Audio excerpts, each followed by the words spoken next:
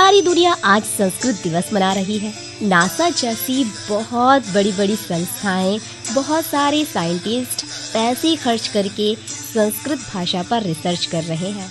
अंतर्राष्ट्रीय स्तर की मैगजीन भी इस पर अपने आर्टिकल जारी करके इसका महत्व बता रही हैं। जर्मन और लंदन जैसे बहुत बड़े बड़े प्राथमिक स्कूलों के अंतर्गत इसको कंपलसरी रूप में पढ़ाया जा रहा है।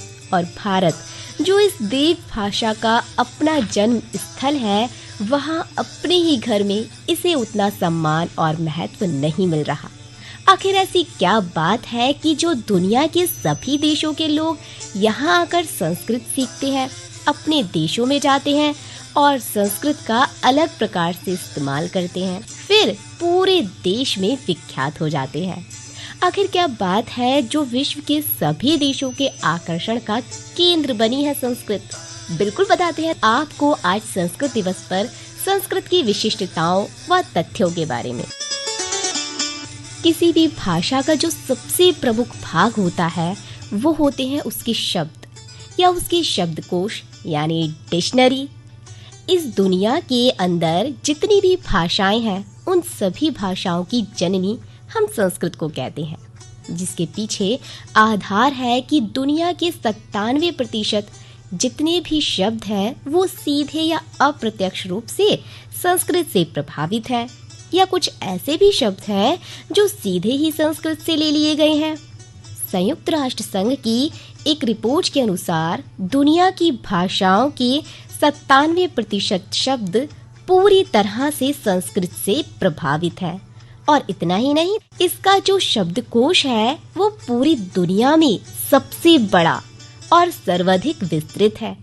इसके अंतर्गत अब तक 102 अरब 78 करोड़ 50 लाख शब्दों का इस्तेमाल हो चुका है। जबकि आपको बता दूं कि संस्कृत भाषा में प्रत्यय, उपसर्ग इत्यादि लगा करके और भी नए शब्द बनाए जा सकते हैं, किंतु अब तक जितने शब्दों का इस्तेमाल हुआ है वो 102 अरब 78 करोड़ और 50 लाख है, जो कि अन्य सभी भाषाओं में सर्वाधिक है। इतना बड़ा शब्दकोश और इतने सारे शब्द होने के बावजूद भी सबसे प्रभावित करने वाली जो बात है वो ये है कि कम से कम शब्दों में संस्कृत भाषा में वाक्य पूरा हो जाता है। यानी दुनिया की जितनी भाषाओं में जितने शब्द हैं, उनमें सबसे कम भाषाओं में यदि कोई वाक्य बनता है तो वो संस्कृत भाषा में बनता है। संयुक्त राष्ट्र संघ के द्वारा ही कराई गई एक रिसर्च के अनुसार ये पता चला कि संस्कृत भाषा सीखने और पढ़ने से दिमाग तेज होता है और स्मरण शक्ति भी बढ़ती है। ये रिसर्च हुई लंदन के जेम्स जूनियर स्कूल के अंतर्गत, जिसमें कि 7 से 8 वर्ष के बालकों को रोज सुबह संस्कृत के वैदिक मंत्रों का उच्चारण करवाया गया।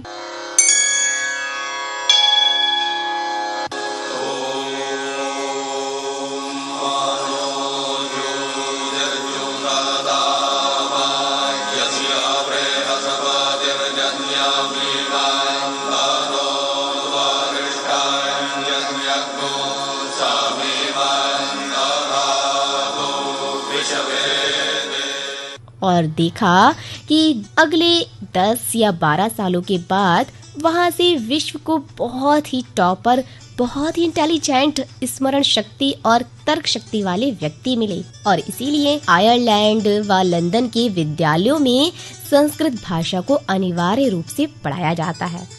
इतना ही नहीं, वैज्ञानिकों ने भी ये प्रूफ किया कि संस्कृत ही दुनिया की ऐसी भाषा है जिसे बोलने से हमारे मुख की सभी मांसपेशियों का अच्छे से व्यायाम होता है, जिसे ब्लड सर्कुलेशन बढ़ता है, जिसका सीधा प्रभाव हमारे तंत्रिका तंत्र तक पड़ता है और इसी के कारण मस्तिष्क की मांसपेशियां मजबूत और सक्रिय बनाई जा सकती है संस्कृत के द्वारा।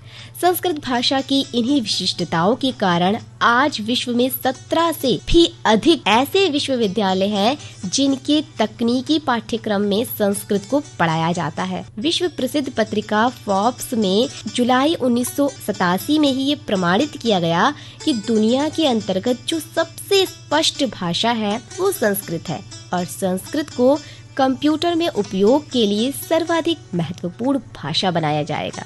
यानी संस्कृत भाषा इस दुनिया की ऐसी स्पष्ट भाषा है जो कंप्यूटर प्रोग्रामिंग के लिए सर्वाधिक उपयुक्त और उत्कृष्ट। इसके अतिरिक्त नासा ने भी ये स्पष्ट किया कि उनके पास अगली पीढ़ी के जितने भी कंप्यूटर होंगे संस्कृत भाषा में उनकी कोडिंग की जाएगी।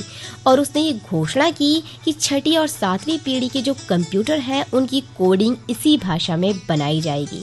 और नासा द्वारा ये प्रमाणित किया गया कि धरती पर बोली जाने वाली सबसे स्पष्ट और वैज्ञानिक भाषा संस्कृत है।